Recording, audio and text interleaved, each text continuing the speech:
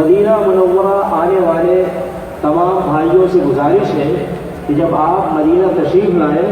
تو آپ کی مدینہ آنے کا مقصد رسول اللہ صلی اللہ علیہ وسلم کی مسجد میں نماز پڑھنا ہو۔ یہ بھی ہرگز نہ کریں کہ میں مدینہ اس لیے جا رہا ہوں کہ رسول اللہ صلی اللہ علیہ وسلم کی قبر کی زیارت کروں گا،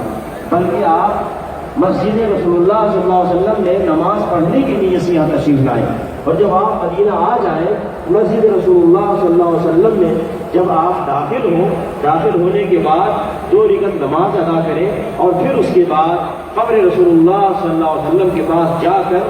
آپ سلام اس طریقے سے کریں، السلام علیکم یا رسول اللہ۔ پھر اس کے بعد تھوڑا سا آگے بڑھیں اور السلام علیکم یا ابا بکر صدیق کہیں۔ پھر اس کے بعد تھوڑا سا اور آگے بڑھیں اور السلام علیکم یا عمر الفاروق، کہ آپ دونوں صحابی کو بھی سلام کریں۔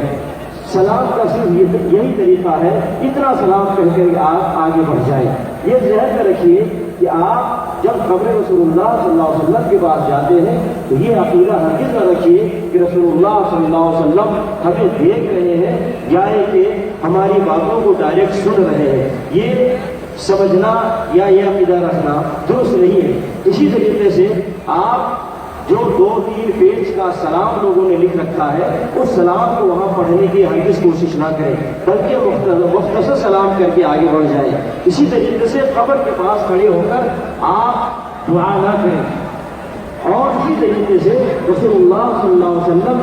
سے کسی چیز کا سوال نہ کریں، نہ ہی رسول اللہ صلی اللہ علیہ وسلم سے شفاعت مانگیں اور نہ ہی دنیا و آخرت کی کوئی اور چیز کا سوال کریں۔ اسی طریقے سے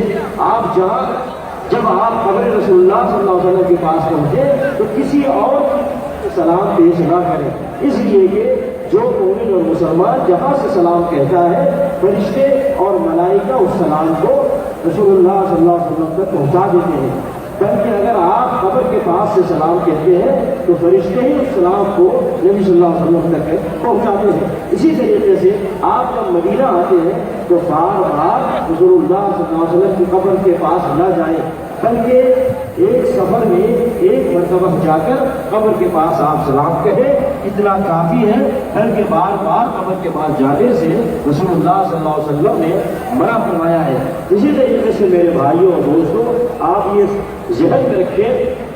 کہ کوئی بھی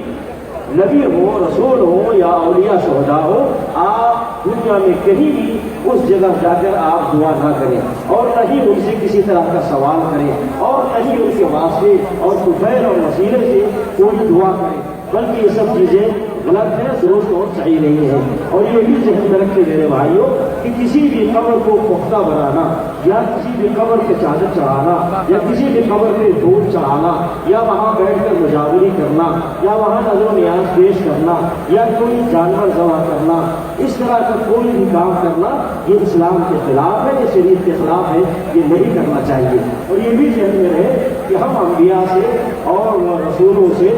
اور شہداء اور اولیاء سے محبت کرتے ہیں، اور محبت کا طریقہ یہ ہے کہ ہم ان کے طریقے پر چلیں گے، ان کے راستے پر چلیں گے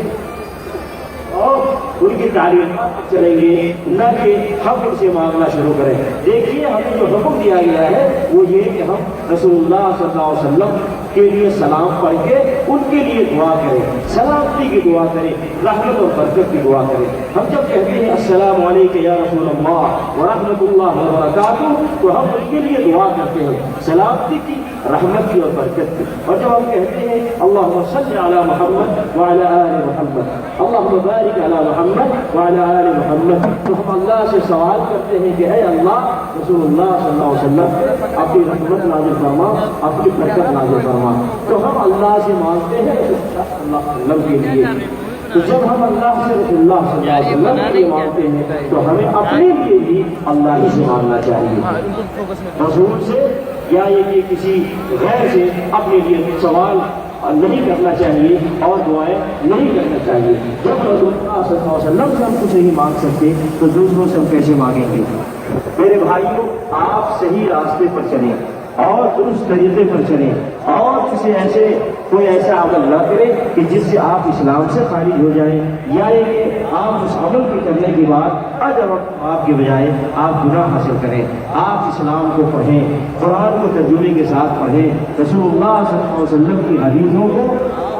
ترجمے کے ساتھ پڑھیں، آپ خود اسلام سیکھیں، اسلام کو سمجھیں اور اس کے مطابق عمل کرنے کی کوشش کریں۔ آپ آنکھ بند کر کے کسی پیروں اور فقیروں کے پیچھے نہ چلیں، آنکھ بند کر کے کسی مولویوں کے پیچھے نہ چلیں، بلکہ دلیل کے ساتھ چلیں، برہان کے ساتھ چلیں۔ آپ کو کوئی بات بتائے تو ان سے دلیل مانگیے، آپ ان سے سوال کیجئے کہ کیا اس عمل کے کرنے پر اللہ کا حکم ہے، کیا اس عمل کے کرنے پر رسول اللہ صلی اللہ علیہ وسلم کا طریقہ ہے، کیا صحابہ کرام نے اس کو کیا ہے۔ سوال کر کے اور دلیل کی بنیاد پر آپ کسی کی بات کو قبول کریں، کسی کو اپنا بنا کر کے آپ آنکھ بند کر کے ان کے پیچھے ہرگز نہ چلیں۔ میرے بھائیوں، ہمارا دین، ہمارا اسلام کلیئر اور واضح دین ہے، ساری باتیں اللہ نے بتلا دی ہیں اور ساری چیزیں رسول اللہ صلی اللہ علیہ وسلم نے اس کی وضاحت کر دی ہے اور اس امت کو واضح اور روشن راستے پر چھوڑ کر گئے ہیں۔ رسول اللہ صلی اللہ علیہ وسلم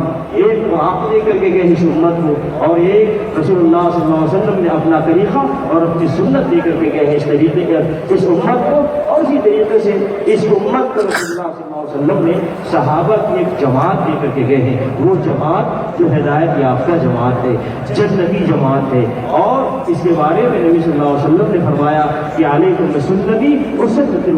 الخلفاء الراشدین المہدیین، لازم پکڑو میری سنت اور میرے طریقے کو اور میرے خلفاء راشدین کے طریقے کو جو ہدایت یافتہ ہے۔ اس لیے میرے بھائیوں، آپ اپنے عقل کو، اپنے شعور کو، اپنے ذہن و دماغ کو کھول کر کے رکھیں۔ اسلام پر چلے تو اسلام کو قرآن سے لے، اسلام پر چلے تو اسلام کو رسول اللہ صلی اللہ علیہ وسلم کی صحیح حدیثوں سے لے اور صحابہ کرام کی زندگی سے لے۔ کسی پیر، کسی فقیر، کسی ایسے مولوی کہ جو اپنی طرف سے کوئی بات بتلاتا ہے، ان کی باتوں پر توجہ نہ دے اور اس کے مطابق عمل کرنے کی بھی کوشش نہ کرے۔ اللہ ہمیں اور آپ کو اور سارے مسلمانوں کو اللہ کے حکم اور رسول صلی اللہ علیہ وسلم کی سنت پر چلنے کی توفیق عطا فرمائے، صحیح راستے پر چلنے کی توفیق عطا فرمائے۔ اور ہم دعا کرتے ہیں کہ اللہ تبارک و تعالیٰ نبی علیہ السلام کی شفاعت ہمیں نصیب فرمائے۔ ہم دعا کرتے ہیں اللہ تعالیٰ ہمیں نبی علیہ السلام کے دست مبارک سے کوثر کا پانی نصیب فرمائے۔ اور ہم یہ بھی دعا کرتے ہیں اللہ تعالیٰ ہمیں اپنی رحمت سے رسول اللہ صلی اللہ علیہ وسلم کے ساتھ جنت الفردوس میں ہمیں جگہ عطا فرمائے، آمین۔ صلی اللہ علیہ نبینا محمد۔ میرے بھائیوں، نہایت اطمینان اور سکون کے